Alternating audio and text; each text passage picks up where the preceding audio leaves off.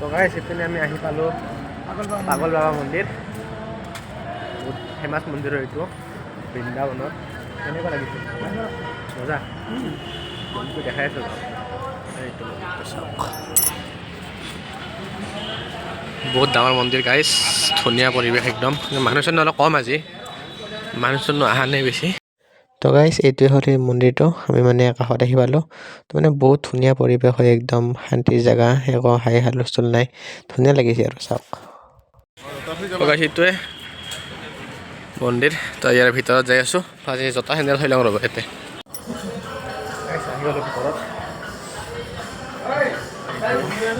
ধুনীয়া একদম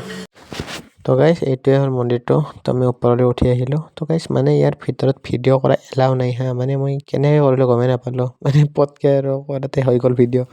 চাওকচোন তো গাইছ মানে এইখন ভিতৰত এখন মিউজিয়াম হয় তো ইয়াত চবৰে এনেকৈ মূৰ্তি চূৰ্তি আছে এইপিনে হনুমানজীৰ মূৰ্তি আছে এইপিনে চাৰিপিনে আছে আৰু তো এনেকৈ ভিতৰত সোমাই আহিব লাগে তো টিকট আছিল 10 টকাকৈ মানে বেছি নহয় আৰু দাম নৰ্মেলি 10-20 টকাকৈ লয় আৰু তো এইপিনে চাওক এনেকৈ মূৰ্তিবিলাক আছে আমাৰ শ্ৰীকৃষ্ণৰ আছে শ্ৰীৰামজীৰ আছে হনুমানজীৰ আছে মানে সকলোৰে এনেকৈ মূৰ্তিবোৰ মানে ধুনীয়াকৈ থৈ দিছে আৰু মানে ৰাসত যেনেকৈ মানে ডাঙৰকৈ বনায় তো এইবাৰ মানে সৰুকৈ বনোৱা আছে এনেকৈ তো ভাল লাগে আৰু আহি এইবিলাক পৰিৱেশ চাই তো এইপিনেও আছে এইপিনে চাওক হনুমানজী কি ধুনীয়াকৈ উৰি আছে এইটো চাওক এতিয়া পৰ্বতখন দাঙি আনিছিলে তেতিয়াৰ এইটো এটা দৃশ্য আৰু এইপিনে আছে আমাৰ শ্ৰীকৃষ্ণক যেতিয়া তেওঁৰ দেউতাকে লৈ আহিছিল তো সেইটো এটা দৃশ্য আছে তো দেখাই আছোঁ আপোনালোকক এইটো চাওক কিমান ধুনীয়া